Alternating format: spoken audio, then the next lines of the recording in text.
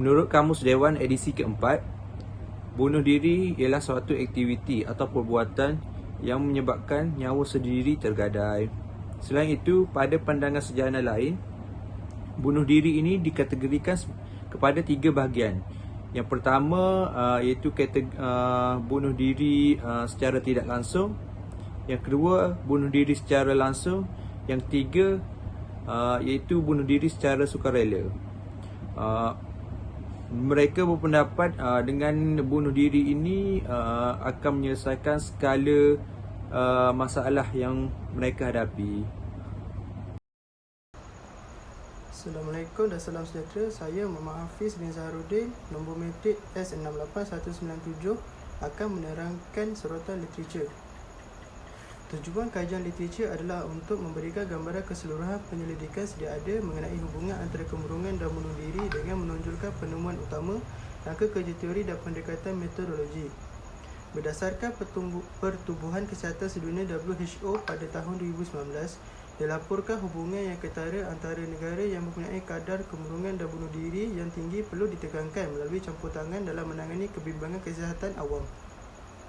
Selain itu, kajian dari Mann pada tahun 2017, beliau menjalankan meta-analisis yang mendedahkan hubungan kuat antara perubahan dalam tahap serotonin iaitu perasaan dan peningkatan risiko bunuh diri dalam individu yang disahkan dengan masalah kemurungan.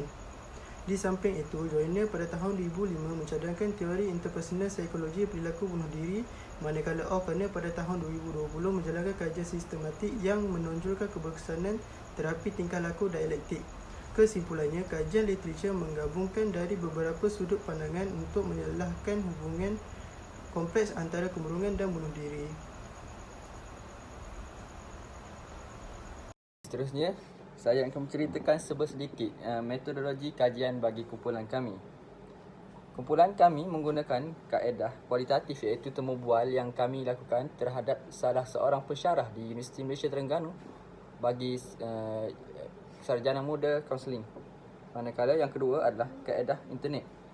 Kaedah internet ini merupakan kaedah yang kami dapati dan diperolehi melalui jurnal-jurnal, majalah, artikel dan sebagainya. Itu punca kemurungan juga adalah seperti masalah psikososial, kognitif dan pada zaman kanak-kanaknya telah berlakunya pengalaman buruk menyebabkan mentalnya sangat lemah. Selain itu, punca kemurungan boleh dipengaruhi oleh faktor biologi, psikososial dan kognitif. Tentang kemurungan dan bunuh diri adalah penting dalam kehidupan manusia. Kesihatan mental sedunia melaporkan lebih 730,000 kematian akibat bunuh diri dalam setahun.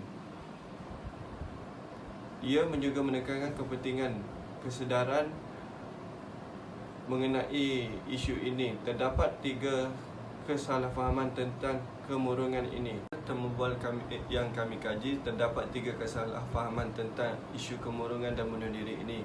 Yang pertama ialah gejala fizikal dan kemurungan daripada kesedihan biasa dan melibatkan keadaan emosi yang buruk. Okey, seterusnya adalah bahagian cadangan penyelesaian masalah.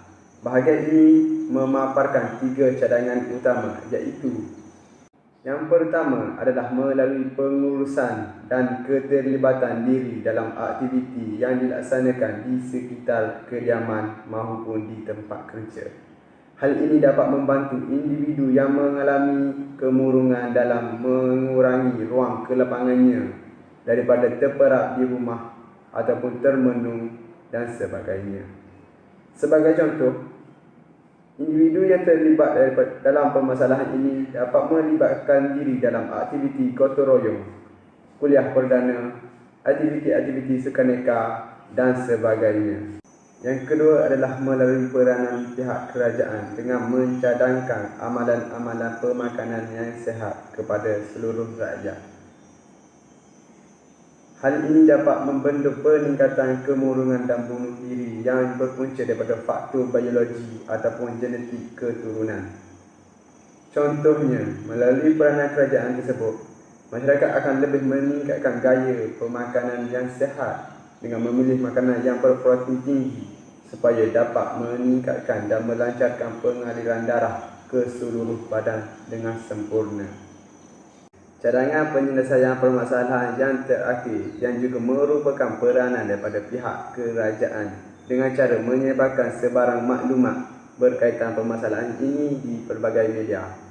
Dengan cara ini juga dapat membantu masyarakat dalam mengenal pasti faktor-faktor dan tanda-tanda awal berlakunya kes kemurungan dan bunuh diri. Sebagai contoh, pihak KKM telah mengeluarkan pelbagai poster di media massa dan media bercetak bagi membuka minda masyarakat berkaitan kes bunuh diri dan kemurungan yang berlaku di negara kita. Okey, secara kesimpulannya, bunuh diri dan kemurungan adalah dua psikologi yang rumit dan serius. Secara amnya, masyarakat kita seharusnya peka akan terhadap masyarakat sekeliling supaya masalah ini dapat dikurangi dari semasa ke semasa. Itu sahaja daripada kumpulan kami. Sekian, terima kasih.